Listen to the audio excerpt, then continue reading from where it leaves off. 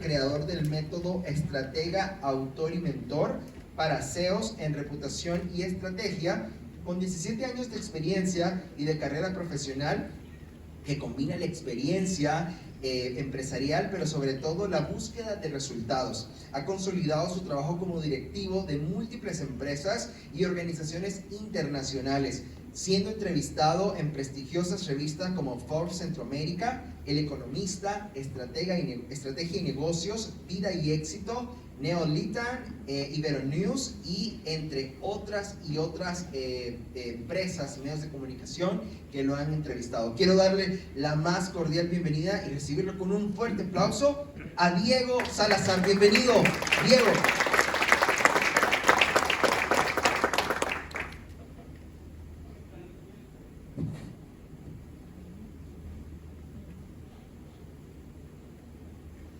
Bueno, ¿qué tienen en común las palabras cabal, fijo o te aviso?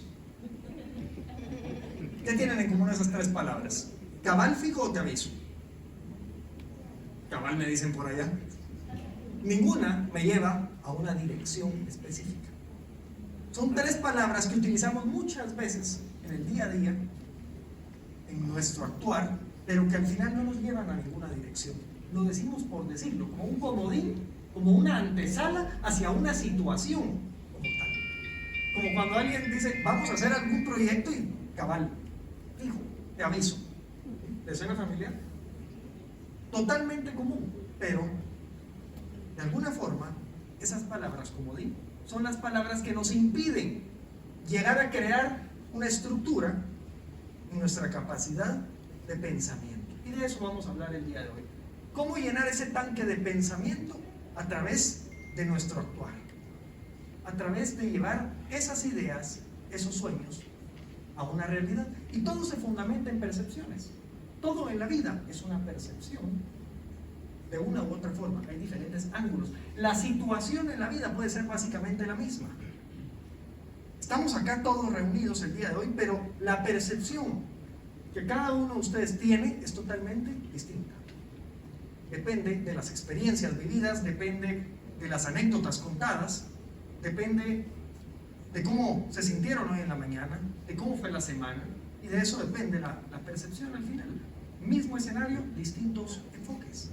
Yo puedo determinar el enfoque de acuerdo a mi propia experiencia. Y para eso es que en la vida, muchas veces, para llenar ese tanque de pensamiento, necesitamos acumular anécdotas, historias, que nos llevan a entender cómo es que logramos las cosas. Y les quiero contar una. Hace 15 años traje una franquicia a Guatemala de snacks saludables, se llama Pica Limón, y cuando traje esa franquicia, uno de los puntos determinantes era poder tener el liderazgo que esta franquicia mexicana tenía en México con 260 puntos de ventas. En aquel momento, yo tenía que comprar toda la materia prima en un lugar específico, o era la terminal, o era el mercado Segma. Así que, en un día que fui a hacer las compras de toda la materia prima, frutas y verduras, llego al Segma y veo pues muchas piñas en uno de los puestos, y me acerco con la señora de las piñas y le digo, ¿será que usted me puede vender esas piñas que tiene ahí? ¿Cuántas tiene? Digo, pues tengo como unas 65. ¿Y usted me puede vender las 65 piñas? Y me dice, no. Mire, son las 8:15 de la mañana. Si yo le vendo las 65 piñas, ¿qué voy a hacer el resto del día? Si yo me tengo que ir hasta las 4 de la mañana. Así que me creó una impresión que 15 años después todavía se las estoy contando, porque no entendí la situación en aquel momento. Dije, bueno, está bien, ¿cuántas me puede vender? Le vendo la mitad si quiere, me dijo. Ya con eso estamos bien. Listo. Me voy con el siguiente puesto, con la persona, y no era señora, era un señor, con el señor de las naranjas, y veo que tenía varios costales de naranjas. Yo ya con cierto temor, obviamente, le digo, mire, ¿será que me puede vender algunas naranjas? Me dice, mire, tengo 3 costales acá y 2 atrás guardados, tengo 5 costales, si quiere le vendo todos de una vez. Yo, bueno, si me puede vender todos, excelente. Me vendió todos los costales. Yo me quedé pensando, digo, mismo escenario, diferentes circunstancias, la misma hora. O sea, ¿qué cambió? La percepción de cómo vemos las cosas. Una persona, la persona de las piñas, veía como un espacio determinado para pasar el tiempo y entretenerse vendiendo 2, 3, 4 piñas. En cambio, la otra persona quería lograr salir rápido de eso para hacer otra acción, pasar al siguiente paso en la vida. ¿Y de qué nos damos cuenta entonces? Hoy entiendo, lo que sucedió en aquel momento fue un distinto enfoque respecto a las situaciones en la vida. 2 personas con enfoques diferentes. Y la pregunta es, ¿en qué escenarios nos encontramos nosotros hoy en la vida? ¿Estamos del lado de la persona de las piñas o del lado de la persona de las naranjas? ¿Estamos buscando crear factores para entretenernos y pasar la vida, aunque no lleguemos a ningún lugar al final de ella? Y no hablemos de propósito, legado, hablemos del hoy, de lo único que estamos seguros. Estamos entreteniendo nuestro hoy con excusas, con justificaciones, con situaciones, con palabras como las que les acabo de mencionar, con tal de no hacer lo que realmente tenemos que hacer. Estamos manteniendo un estilo de vida que probablemente no es el que queremos, pero lo hacemos puramente por el factor de falta de definición de objetivos, de claridad. Pero hay cosas que nuestro tanque de pensamiento nos permiten entender y conocer. Y así que, ¿cuál es la claridad para hoy? Poder tener catalizadores estratégicos que nos permitan llevar y llenar ese tanque de pensamiento.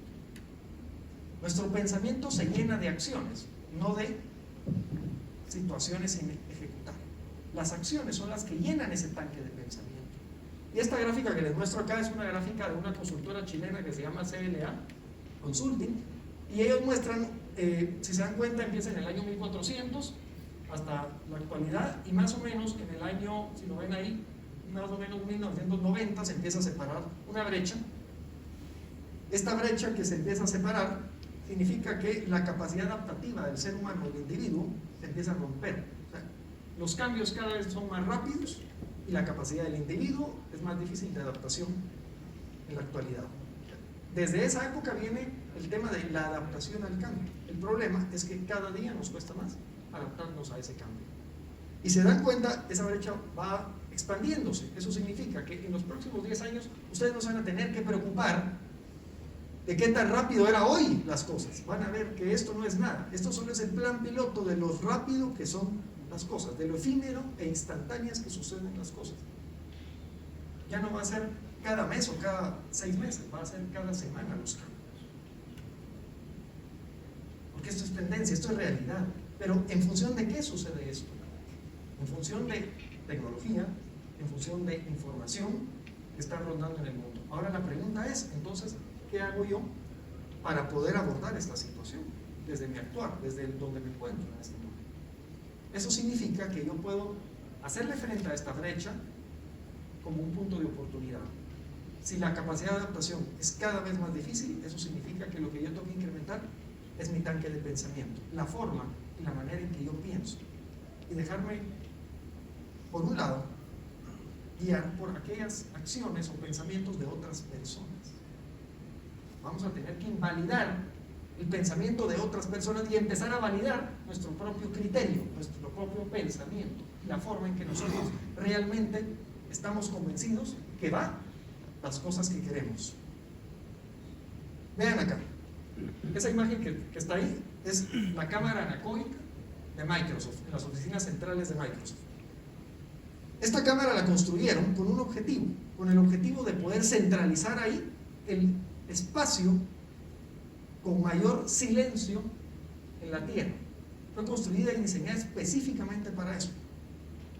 El silencio ahí es tan absoluto que es igual al vacío existencial. ¿Con qué objetivo? Con el objetivo de que si una persona mueve el cuello, escucha cómo gira su cuello. Lo interesante de este estudio es que cuando han sentado a una persona ahí, lo más que ha durado o permanecido ahí es 45 minutos. Y no tolera estar más de 45 minutos el individuo. La pregunta es ¿por qué solo podemos tolerar poco tiempo con nosotros mismos? Porque no conocemos el sentido de lo que hacemos y por qué lo hacemos. No sabemos cuál es nuestro verdadero propósito en la vida. Muchas veces somos nada más un reflejo de lo que otras personas quieren o los sueños, el cumplimiento de sueños de otras personas. Pero la pregunta es, si yo conozco mi sentido y propósito, ¿será que voy a poder lograr llenar ese tanque de pensamiento? ¿Cuándo fue la última vez que ustedes se sentaron con ustedes mismos en una reunión personal? No con su celular, no con un libro, con ustedes. Hablar con ustedes hacia adentro, lo que son, lo que tienen, lo que quieren, su propósito, sus objetivos personales. ¿Cuándo fue la última vez que dedicaron 2-3 horas a hacer eso? No sé, la última semana, lo hicieron una vez, hace 6 meses, hace 3 años. Y cuando alguien me pregunta en una conferencia, digo, ¿y tú lo haces? Yo lo hago todos los días de 2 a 3 horas. ¿Y tus horas de trabajo? Es que eso es parte del trabajo.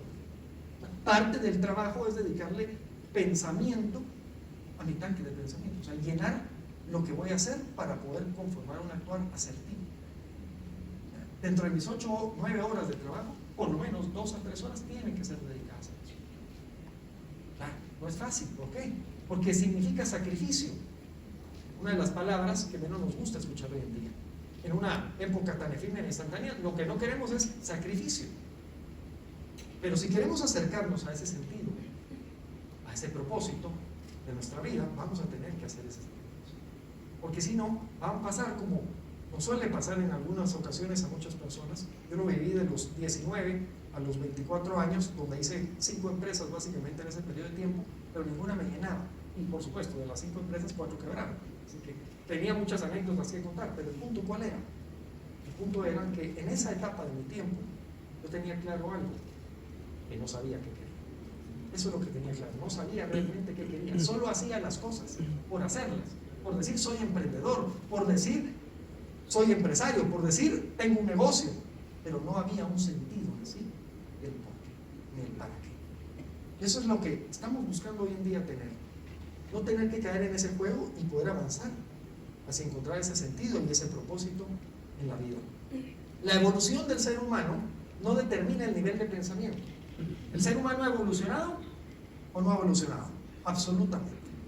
Absolutamente ha evolucionado en todo sentido. La tecnología, todo lo que vemos, es una evolución absoluta en este mundo. Pero eso no significa que nuestro nivel de pensamiento sea el correcto. Y se los pongo con otra anécdota. Estaba hace un mes, un poquito más de un mes, en el aeropuerto de México, en la Terminal 2, y me acerco a la aerolínea y le digo, mire, como están remodelando la terminal, ¿dónde me ubico? ¿Cuál es la sala? Mire, me toca en la sala G. Me dice la aerolínea, bueno, en la sala G, voy a buscar la sala G. Bueno, la sala G, no, eso, pero ¿dónde? ¿Con quién es la sala G? Mire, usted busque ahí, siga para allá la sala G. Le pregunto a una persona que estaba como en un counter, más o menos una caseta, y le digo, mire, ¿y cuál es la sala G? Mire, la sala G es toda esta sala. Ok, o sea, ya estoy en la sala G, sí. Entonces me calmé, porque básicamente alguien sí puso atención y se interesó en mí. Las otras 2 personas anteriores a que incluso me miraron como, ¿y este loco por qué pregunta cuál es la sala G?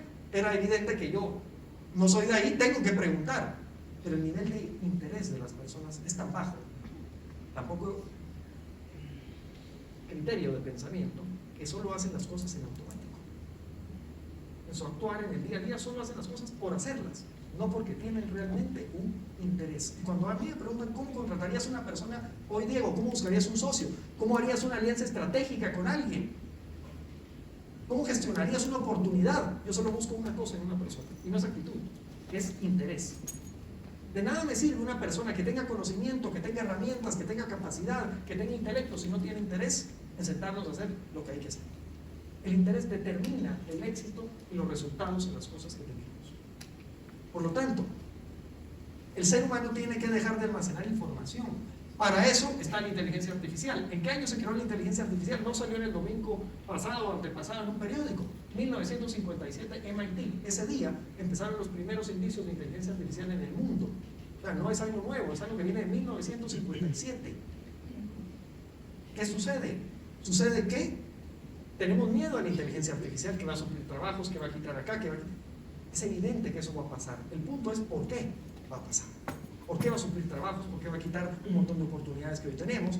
Porque hay una razón de ser. Y la razón de ser significa que queremos llevar al ser humano, al individuo, a dejar de almacenar información, dejar de aprender y aprender y recolectar información. Porque eso ya lo puede hacer una máquina, eso lo puede hacer una computadora, en la nube se almacena la información.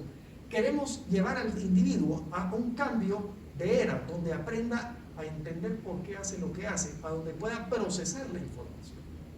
Ya no es almacenar información lo valioso, o sea, ya no es leer un libro lo valioso, sino qué hago yo después de leer el libro. ¿Me explico? Ya no es estudiar en la universidad, sacar un curso, sino qué hago después de haber sacado ese curso o estudiado en la universidad. Eso es lo que vale. Ya no es ir y sacar un trabajo, es qué hago en ese trabajo en el día a día. Mi análisis de pensamiento, qué hago con las cosas que recibo, eso es lo que va a cobrar valor. Y por eso es que es necesario que esta información y esta tecnología son las que manejen eso, para que nosotros podamos enfocarnos como individuos en poder decidir, en poder crear un juicio crítico hacia dónde orientar las cosas. Eso es lo verdaderamente valioso. Y entonces solo así nos damos cuenta de que esa capacidad de inteligencia artificial, esa capacidad de lograr cosas, nos lleva a un síndrome, el síndrome del repetidor le llamo yo, donde los adoptan las personas desinteresadas que solo repiten todo lo que no entienden. ¿Cuántos repetidores conocemos?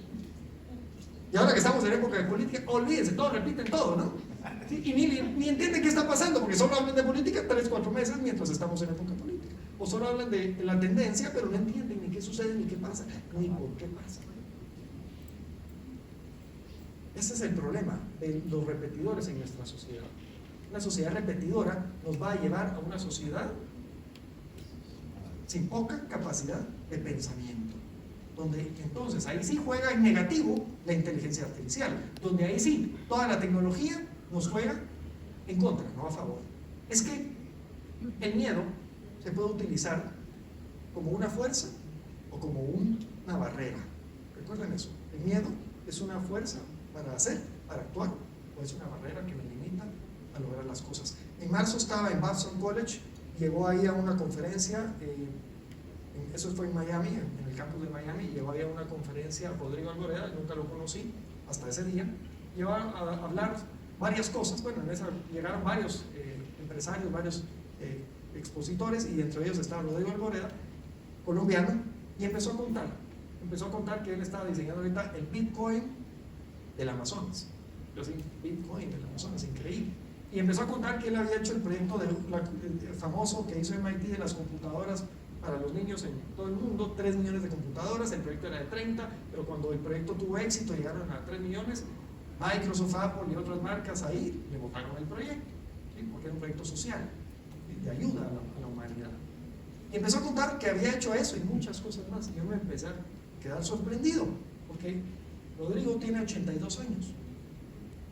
Yo dije, ¿por qué él está aquí hoy con 82 años? No podría estar descansando, contando eso y pensando en crear el Bitcoin del Amazonas.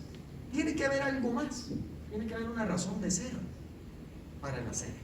¿Cuál es su razón de ser? Y entonces, al final, una persona de las que estábamos ahí escuchando levanta la mano y le pregunta a Rodrigo, ¿y qué piensan tus hijos? ¿Qué piensan tus hijos de todo lo que tú haces? Porque es sumamente emprendedor. Y le dice, bueno, mi hijo de 52 años piensa que ya debería de hacer tantas cosas, pero al final ha visto que hemos tenido éxito en algunas. Pero realmente, dice, él es el hijo que tengo y el que me queda, porque les voy a contar una cosa aquí, nos dijo. Yo tenía 3 hijas más que fallecieron, una de 7, una de 9 y una de 11 años, de una enfermedad del corazón que no sabemos qué fue, y hasta el día de hoy no sabemos qué fue.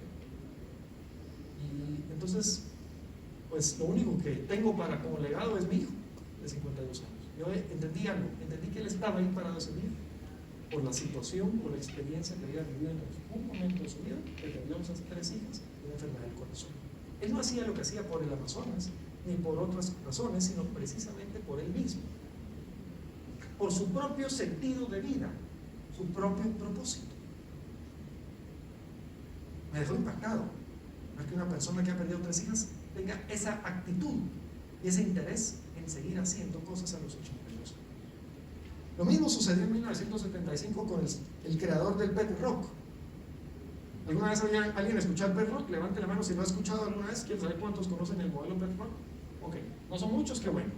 Pet rock, En 1975, un par de amigos estaban sentados en un restaurante y ¿qué sucedió? Le dijo, mira, te has quedado sin trabajo, pero tú eres bueno para vender todo, podrías vender cualquier cosa, le dijo. ¿Sí? Hasta piedras. Así que le digo, bueno, sí, ¿por qué no? ¿Por qué no vender piedras? Así que creó el modelo famoso de las pet rock, las piedras mascota. La diferencia es que era una piedra de la calle, como tal, literal, metida en una cajita como la que ven ahí, muy bonita de cartón, que trae un manual de instrucciones. Aparte tenía accesorios, le querían poner ojitos, carita, boquita, orejitas, ustedes decidían qué le ponían. ¿Sí? Todo lo que se imagine. Y entonces vendía estas piedras mascota por $1 en Estados Unidos.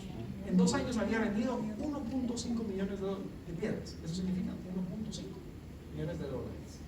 En 2 años, vendiendo piedras. ¿Sí? No vendiendo innovación, no, vendiendo piedras. ¿Sí? Esta persona entendió algo ese día. Entendió que la conexión emocional, el vínculo emocional y relacional de las cosas es determinante para tener éxito en cualquier negocio, en cualquier emprendimiento. O sea, no es el producto o servicio lo que determina el éxito. Es que a veces nos quebramos la cabeza, y yo lo veo constantemente con emprendedores, en desarrollar y tratar de hacer el producto más innovador. Y no, es el producto de mayor conexión emocional el que tenemos que tener. ¿Sí?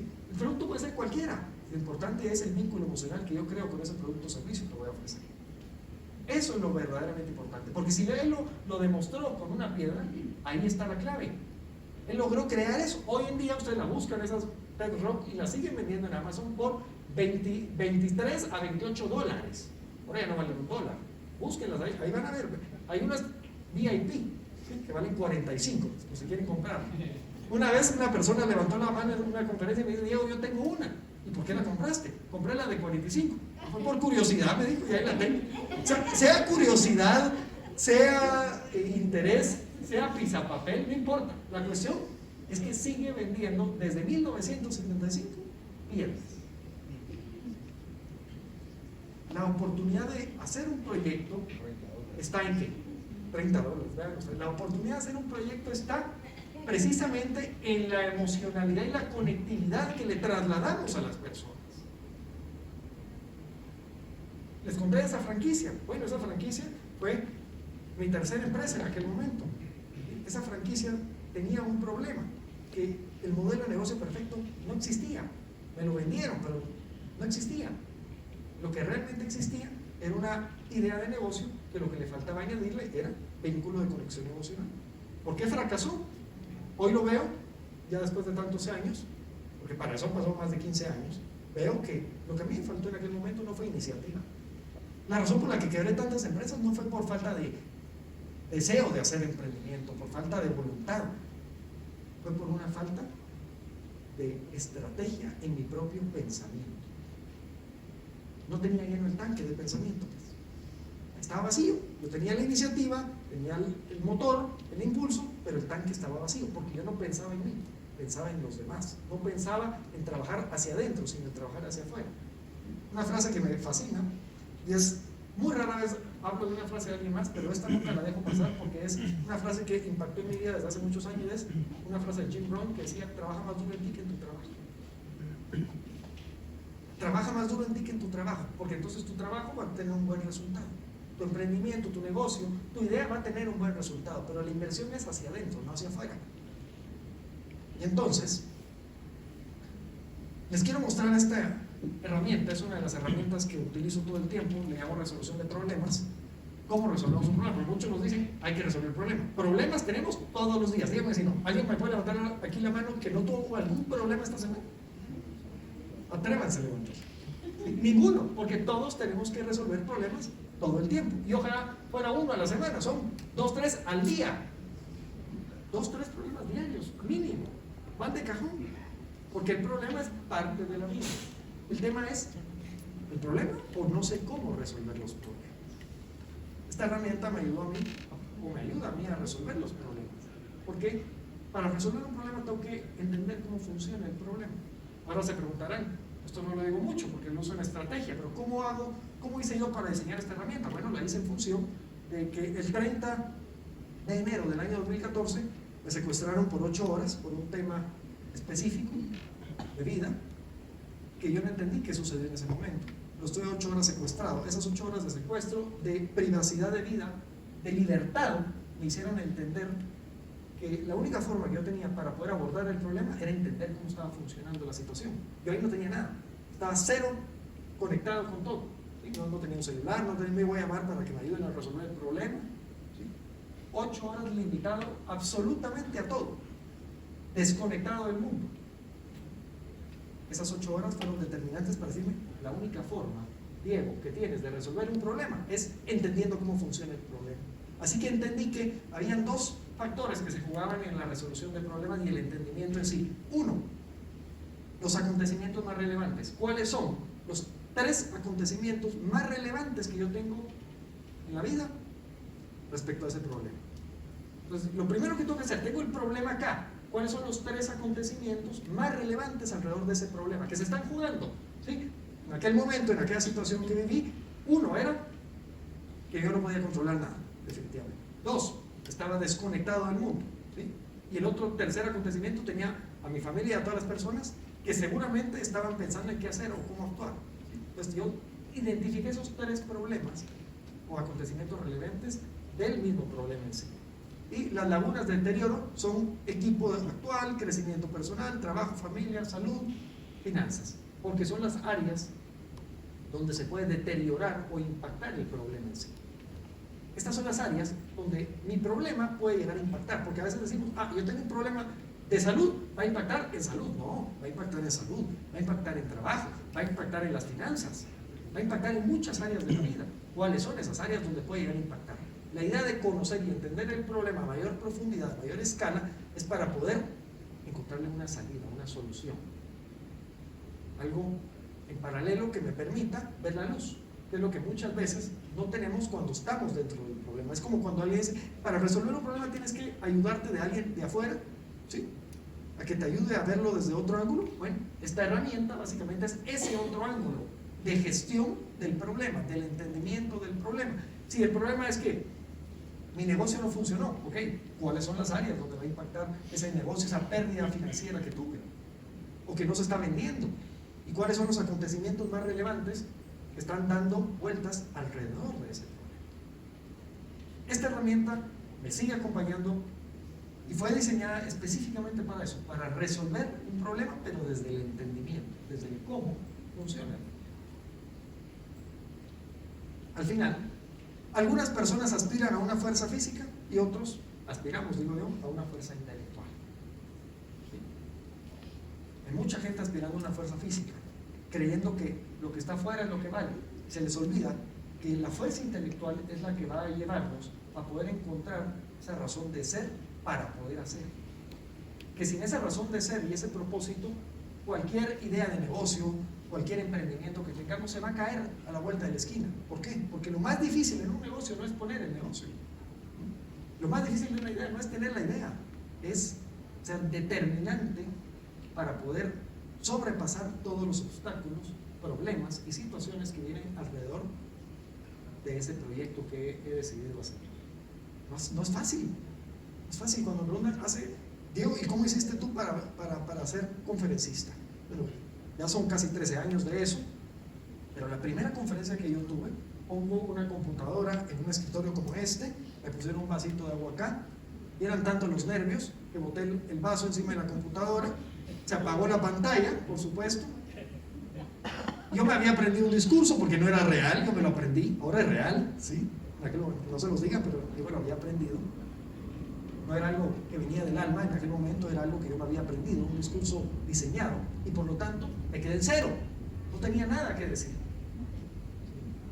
Hasta 5 minutos después que reaccionó la computadora, entonces ya tenía algo que decir. De ese día yo aprendí algo. Existen dos formas, dije, para ser conferencista. Una, hacerlo de fin de semana, solo fin de semana. 2, hacerlo profesionalmente. Y eso significa que incluso hay gente que está dispuesta o va a estar dispuesta a pagar por eso. Así que decidí ese día hacerlo de una forma profesional, y para eso han sido 1,600 conferencias aproximadamente alrededor del mundo, donde he podido dar una idea, dar un mensaje, porque a veces pensamos de que, porque ustedes me ven acá el día de hoy, de este lado, que yo tengo algo que aportar. Y es cierto, yo también les puedo dar una idea, algún concepto. Pero lo más valioso es cuando yo tengo personas enfrente y puedo valorar a cada uno de ustedes desde lo que piensan, desde lo que veo, desde cómo se comportan en su lenguaje corporal, desde sus preguntas, desde sus cuestionamientos. Y entonces yo digo, al final, lo que ustedes, o la mayoría de personas no saben, es que ustedes aprendieron de uno. Yo aprendí de 50, 100, 200. ¿Quién sale ganando al final? Ahora ya saben por qué razón estoy aquí el día de hoy. Porque ustedes pueden aprender un concepto mío, yo aprendo de muchas personas. No hay nada más valioso, en conclusión, que darnos la oportunidad de que si queremos realmente marcar la diferencia en la vida, tenemos que darnos la oportunidad de aprender de otras personas. El que mucho sabe, poco aprende, definitivamente. Entre menos me sesgo a querer saber, más oportunidad tengo a aprender y a saber cómo funcionan las cosas. En eso consiste el tanque de pensamiento, en mi capacidad de abrirme al conocimiento, al contexto de las oportunidades de todas las personas y de valorar que la respuesta de algo, de lo que yo tengo, de mi idea, de mi emprendimiento, no está solamente en mí, sino está en todo el entorno, en todo lo que yo veo y absorbo al final. Les dejo esta línea para cerrar. Saber no es igual a hacer. Que no se les olvide eso. Saber no es igual a hacer. Yo puedo saber mucho y hacer poco. Como aquellas personas que dicen, tengo mucha experiencia, digo, me dice un directivo en una organización, CEO de una compañía, tengo 25 años de experiencia. ¿Y tus resultados? Ah, bueno, solo este y este. Y en esta área no tengo. Entonces tienes 25 años de estar sentado en el escritorio, ¿sí? No de experiencia, que es diferente. Cuidado con eso, no confundamos la cantidad de años acumulados estando en un lugar con los resultados que realmente tenemos en la vida. Podemos en 2 años, 3 años tener más resultados que la persona promedio en su vida en el mundo. Eso lo hemos visto con ejemplos claros en los negocios.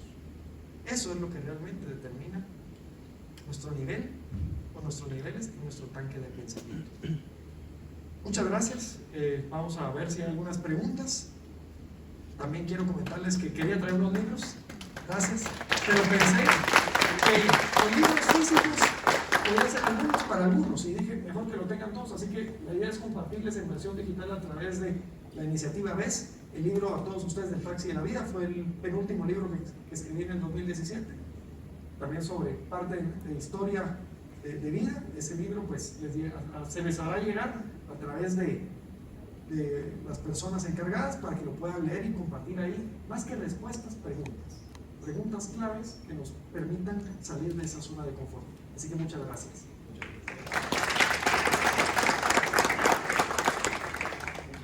Diego, por esa presentación. Preguntas, ¿verdad? A ver, ¿quién? No respuestas. Tenemos 2. Primero aquí, amigo que está por allá. Hola. Nombre. Edad. Mi nombre.